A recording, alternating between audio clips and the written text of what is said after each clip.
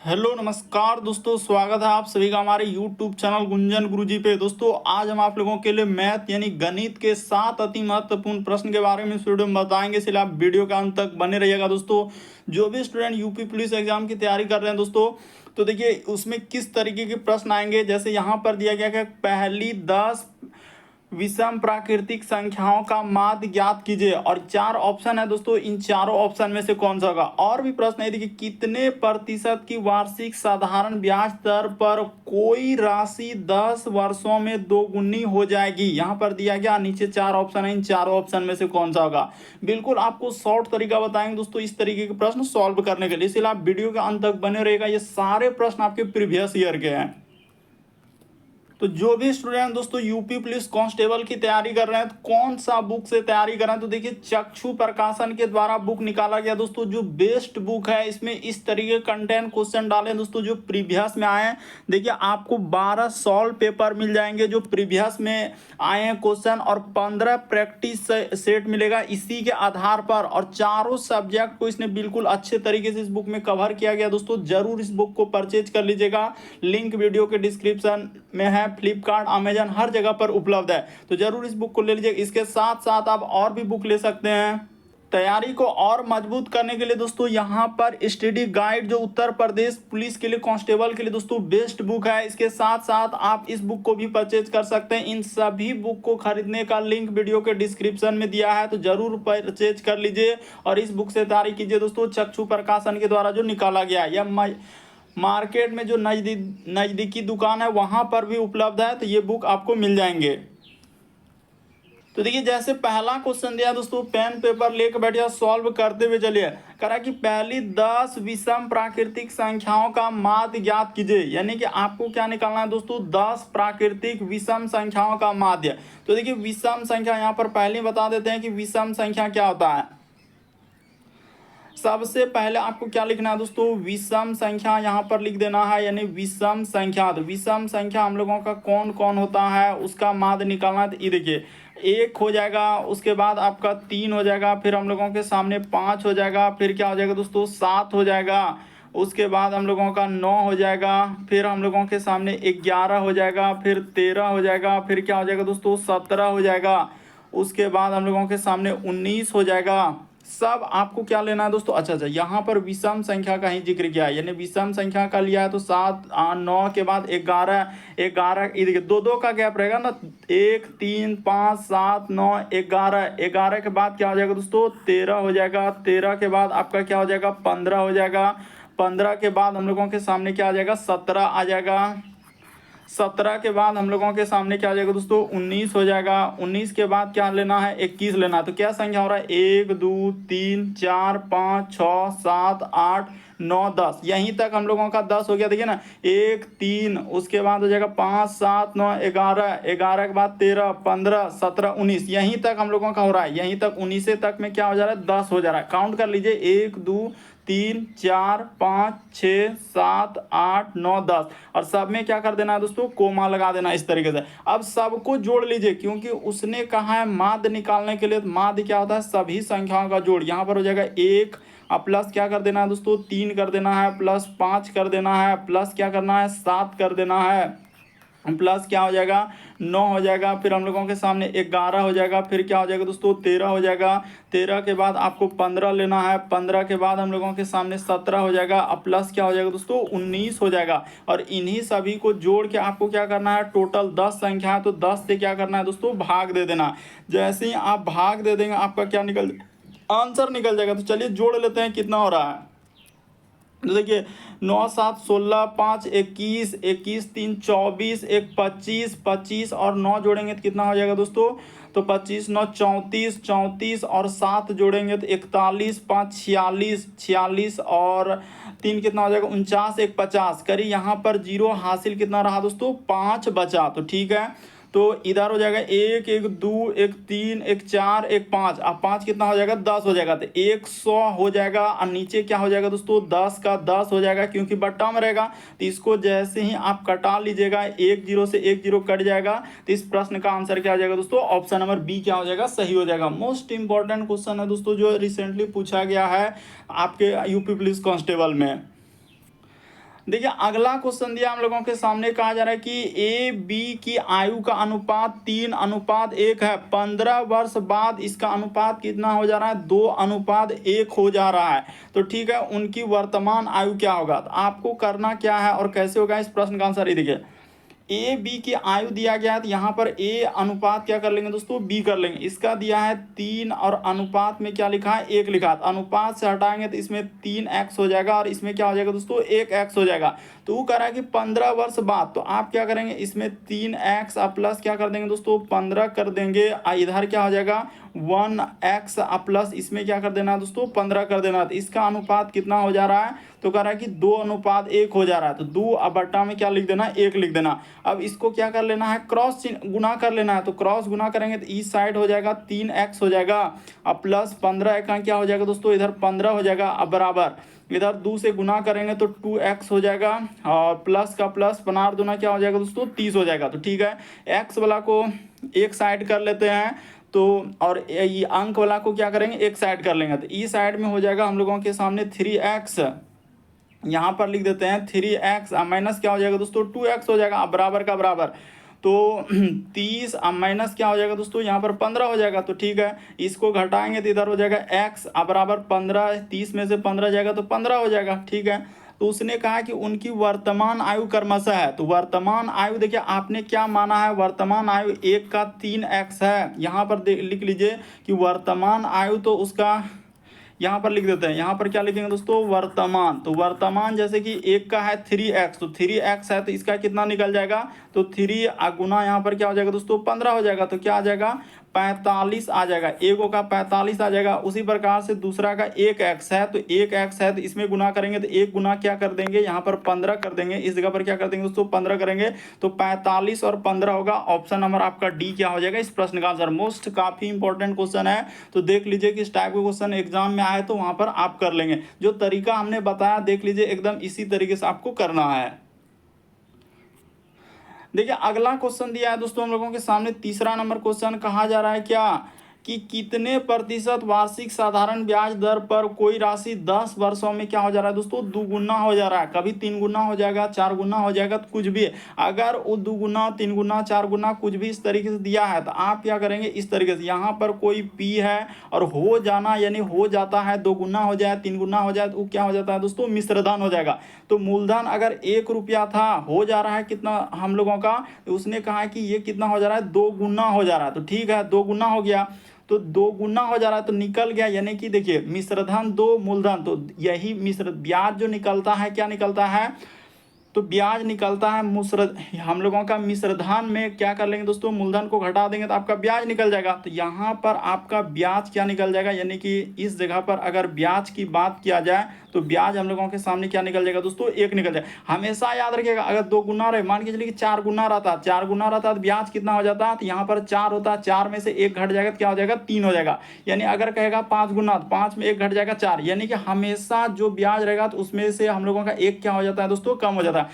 मान के चलिए कहेगा कि कोई धनराशि इतना वर्षों में, 10 वर्षों में कितना हो जा रहा है? 25 गुना हो जा रहा है। तो ब्याज यहाँ पर क्या आ जाएगा दोस्तों? 24 आ जाएगा। मतलब उसका अंतर रखना है। यहाँ पर ब्याज हम लोगों के सामने क्या हो जाएगा? 1 हो जाएगा। बस आप फार्मूला आप जानते हैं, ये वाला फार्मूला SI बराबर सूत्र होता है हम लोगों के सामने P गुना R गुना क्या दोस्तों? T बट्टे में क्या होता है? 100 होता है। तो इसी में बैठेगा। साधारण ब्याज हम लोगों के सामने 1 दिया है, P का मान 1 हो जाएगा, R का मान निकालना है और T उसने क्या लिखा है दोस्तों? 10 वर्ष दिया है, और नीचे क्या हो जाएगा हम लोगों का? फार्मूला का 100 हो जाएगा। तो इसको कटा लीजिए, आपका क्या निकल जाएगा दोस्तों? आंसर निकल जाएगा। ये देखिए यहाँ से 1 0 से 1 0 कट जाएगा, 1 से 1 इस पार का कट जाएगा, तो R का मान क्या निकल जाएगा दोस्तों? 10% हो जाएगा। ऑप्शन नंबर बी क्या हो जाएगा दोस्तों? सही हो जाएगा। काफी देख लीजिए इस तरीके के प्रश्न आए तो आप वहां पर कैसे करेंगे। हमेशा याद रखना है कि अगर इतना गुना उतना गुना हो जाए तो ब्याज इन दोनों का अंतर होता है, इन दोनों का। तो 2 में से 1 मान के चलिए कि 3 गुना हो जाता, 3 गुना करते तो ब्याज कितना हो जाता? 2 हो जाता। 4 गुना रहता तो ब्याज 3 हो जाता। 1 कम रखना है, ब्याज क्या हो जाएगा दोस्तों? 1 कम हो जाएगा यहाँ पर, क्योंकि आप एक फॉर्मूला जानते हैं, A बराबर सूत्र होता है हम लोगों के सामने P प्लस यहाँ पर क्या हो जाएगा दोस्तों, यानी मिश्रधन मूलधन अब प्लस ब्याज, तो यहाँ पर एस आई हो जाएगा। तो अब जैसे एस आई हो जाएगा तो यहाँ पर देखिए ए और पी का मान दिया है तो ब्याज नहीं निकल जाएगा। अरे मिश्रधन बराबर सूत्र मूलधन प्लस ब्याज, कहाँ ही नहीं समझ रहे, ए क्या है मिश्रधन है, पी क्या है मूलधन है, और एस आई क्या हो जाएगा ब्याज। तो ए यहाँ पर वही लिखे, ए मिश्रधन है, पी मूलधन है, हो जाना, यानी कि उसको क्या डिनोटेट करते हैं हम लोग, तो उसको कहते हैं मिश्रधन। अगला क्वेश्चन देखा जाए दोस्तों, 9 धारा वाला क्वेश्चन दिया है, तो चलिए कर लेते हैं। कहा जा रहा है कि एक 9 जो है धारा की दिशा में 35 किलोमीटर की दूरी को 5 घंटे में तय करता है, ठीक है, और 7 घंटे में वापस आता है, तो शांत जल में 9 की चाल क्या है। तो अब कैसे करेंगे, ये देखिए, यानी कि एक 9 धारा की दिशा में, तो यहाँ पर 9 क्या हो जाएगा दोस्तों, इस जगह पर आप लिख लीजिए 9, यहाँ पर लिखेंगे धारा की दिशा में, 9 क्या लिखेंगे दोस्तों, धारा की दिशा में, तो इस जगह पर लिख लीजिए 9 धारा की दिशा में, धारा की दिशा में चाल। तो धारा की दिशा में अगर चाल करेंगे तो क्या हो जाएगा, तो 35 बट्टे में क्या हो जाएगा दोस्तों, हम लोगों के सामने 5 हो जाएगा, तो 35/5 इसको कटा लीजिए तो आपका कितना हो जाएगा दोस्तों, 7 हो जाएगा, ये कट जाएगा तो आपका क्या हो जाएगा, 7 हो जाएगा।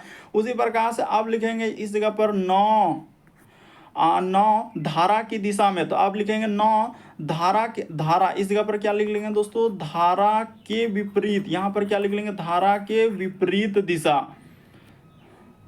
तो यहाँ पर कर लेते हैं, यहाँ पर वापस लौटती, यानी क्या हो जाएगा दोस्तों, विपरीत दिशा, इस जगह पर क्या हो जाएगा, विपरीत दिशा। तो विपरीत दिशा में हम लोगों का चाल क्या हो जाएगा, विपरीत दिशा में, इस जगह पर कर लीजिए दिशा में चाल। तो आपका कितना हो जाएगा, तो 35 अब बट्टा में इस जगह पर क्या आ जाएगा दोस्तों, तो इस बार उस 7 घंटा लिया, वापस आ रहा है तो इसको कटा लीजिएगा तो आपका 7 यहाँ से ई कट जाएगा, 7 बचे क्या हो जाएगा दोस्तों, 35 हो जाएगा। तो ये 5 बार में कट जाएगा, ठीक है, 7 बचे 35। लेकिन कुछ भी नहीं, एक 9 धारा की दिशा में जा रहा है, तो धारा की दिशा में 35 किलोमीटर की दूरी को 5 घंटे में तय करता है, ठीक है।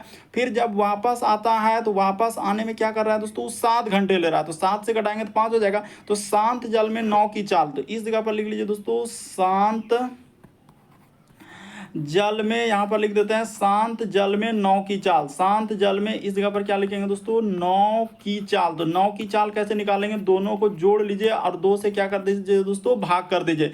तो दोनों को जोड़ लीजिए, यानी एक हो जाएगा 7 प्लस क्या कर देना है दोस्तों, 5 कर देना है, 7 5 बटे 2, तो कितना हो जाएगा 12 बटे में क्या हो जाएगा दोस्तों, 2 हो जाएगा। तो इसको जैसे ही कटा देंगे तो आपका कितना हो जाएगा दोस्तों, 6 हो जाएगा। ये 12 कट जाएगा क्या बार में, 6 बार में। इस प्रश्न का आंसर 6 किलोमीटर हो जाएगा। ऑप्शन नंबर ए क्या हो जाएगा दोस्तों, सही हो जाएगा। तो कितना इंपॉर्टेंट क्वेश्चन है, यानी 9 धारा की दिशा में जा रहा है तो 35 किलोमीटर की दूरी को 5 घंटे में तय कर रहा है, तो उसका चाल निकालिए। फिर धारा के विपरीत दिशा में जा रहा है तो उसका निकाल लिए, और शांत जल में 9 का चाल पूछे, दोनों को जोड़ के क्या कर देना है, 2 से भाग कर देना। अगर यही पूछे कि धारा की चाल, तो दोनों को हम लोगों को घटा लेंगे और 2 से भाग कर देंगे, बस क्या निकल जाएगा दोस्तों, आंसर। हमेशा आप इस टाइप के क्वेश्चन को ऐसे करेंगे।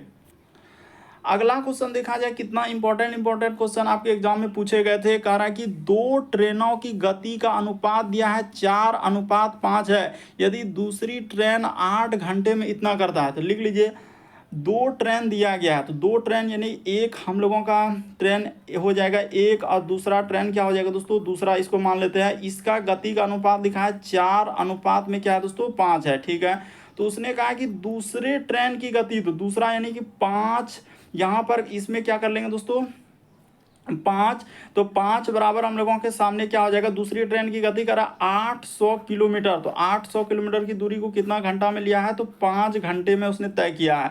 800 किलोमीटर की दूरी को करा कि 5 घंटे में तय किया, तो ठीक है 5 लिख दिए। तो इसको कटा लीजिए, अनुपात 1 का मान निकाल लीजिए, आपका क्या निकल जाएगा दोस्तों, आंसर निकल जाएगा। तो ये देखिए, ये 5 से, अच्छा 8 घंटा में उसने तय किया ना, यहाँ पर 8 हो जाएगा, इसको 8, अच्छा बढ़िया है, तो इस जगह पर 8 ही लिखा है तो बढ़िया है। 8 से 8 कट जाएगा, ये देखिए यहाँ से 8 से कटेगा दोस्तों ई के बार में, तो 100 बार में कट जाएगा, ई 100 बार में कट गया, ठीक है। और 5 से 100 के बार में कटेगा दोस्तों, 20 बार में कट जाएगा, ये 100 के बार में 5 बार में। तो यहाँ पर लिखेंगे अनुपात 1, ये क्या हो जाएगा, अनुपात, क्योंकि 5 अनुपात में है इसीलिए अनुपात।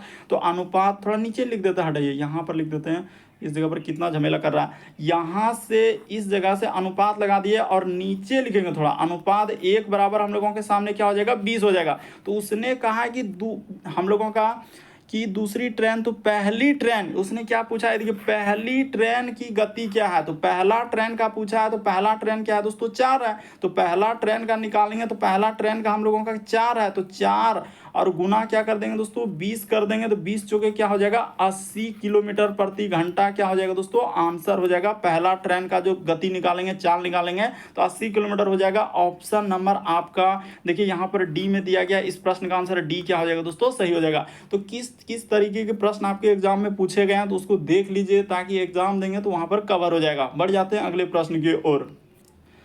देखिए अगला क्वेश्चन दिया, छठा नंबर क्वेश्चन कह रहा है कि एक त्रिभुज का क्षेत्रफल हम लोगों का 456 वर्ग सेंटीमीटर है, उसकी ऊंचाई दिया गया है, ठीक है, तो इसकी आधार की लंबाई। अब कोई सा भी त्रिभुज नहीं दिया है तो आप त्रिभुज कौन मानते हैं, यानी कि त्रिभुज का क्षेत्रफल आप जानते हैं, यहाँ पर लिख देते हैं त्रिभुज का क्षेत्रफल। तो त्रिभुज का क्षेत्रफल हम लोगों के सामने होता है दोस्तों 1/2 गुना क्या होता है दोस्तों, आधार, तो यहाँ पर लिख लेते हैं आधार गुना क्या होता है दोस्तों, ऊंचाई होता है। यहाँ पर क्या कर लेंगे, आधार गुना क्या होता है, ऊंचाई होता है।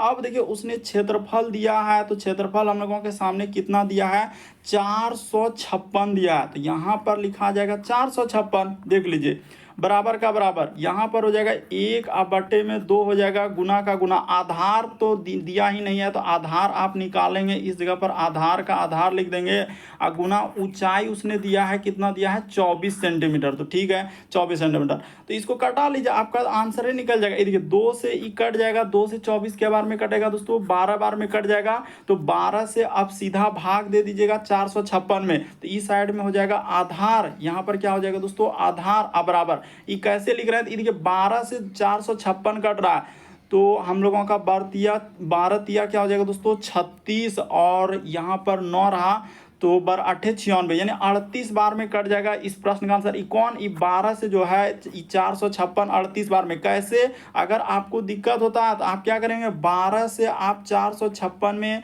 क्या कर देंगे दोस्तों, भाग कर देंगे, 12 से क्या कर देंगे 456 में जैसे ही भाग कर देंगे तो 38 बार में आपका क्या हो जाएगा, कट जाएगा। इस प्रश्न का आंसर ऑप्शन नंबर आपका डी क्या हो जाएगा दोस्तों, सही हो जाएगा। देखिए 12 से भाग देंगे तो हम लोगों का 12 तिया 36 होगा, 36 और 9 इधर शेष रहेगा, और 6, तो 12×8 = 38 बार में एकदम आराम से कट जाएगा, क्या निकल जाएगा 38, इस प्रश्न का आंसर होगा। बस त्रिभुज का क्षेत्रफल याद रखिएगा, फॉर्मूला 1/2 गुना आधार गुना ऊंचाई होता है। क्या सूत्र होता है, आधार गुना ऊंचाई।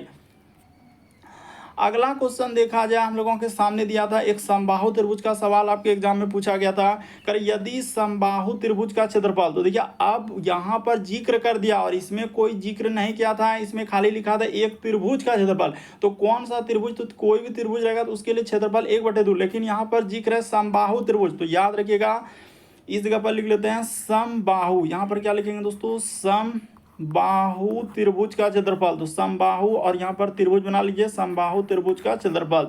तो समबाहु त्रिभुज का जो क्षेत्रफल होता है हम लोगों के सामने याद रखिएगा √3/4 गुना होता है भुजा का स्क्वायर, भुजा का मतलब ए का स्क्वायर, ठीक है। तो समबाहु त्रिभुज का क्षेत्रफल उसने दिया है, क्या दिया है, यहाँ पर लिख देंगे 25 और रूट क्या कर देंगे दोस्तों 3 कर देंगे, अब बराबर का बराबर, इधर हो जाएगा हम लोगों का √3 बट्टे क्या हो जाएगा 4, और ए का क्या हो जाएगा दोस्तों यहाँ पर स्क्वायर कर देंगे। थोड़ा इसको सीधा से लिखने का प्रयास करते हैं, इस जगह पर √3/4 और यहाँ पर कर देते हैं ए का स्क्वायर, ए का स्क्वायर थोड़ा ऊपर, हाँ इस जगह पर ए का स्क्वायर, ठीक है हो गया। अब देखिए √3 कट जाएगा, मेन है समझना कि √3 से √3 कट गया तो इधर क्रॉसिंग गुना हो जाएगा, तो 25 चौके क्या हो जाएगा 100 हो जाएगा, यहाँ पर एक स्क्वायर बराबर 100 हो गया, देखिए ना क्रॉस गुना करेंगे तो क्या हो जाएगा 100 हो जाएगा, तो ए का मान सीधा सा निकालेंगे तो क्या हो जाएगा दोस्तों √100 हो जाएगा, तो √100 का मान आप जानते हैं कि क्या हो जाएगा 10 हो जाएगा, ये बात आप जानते हैं। इस प्रश्न का आंसर ऑप्शन नंबर सी क्या हो जाएगा दोस्तों, सही हो जाएगा। कितना इंपॉर्टेंट है उम्मीद करते हैं आप समझ गए होंगे।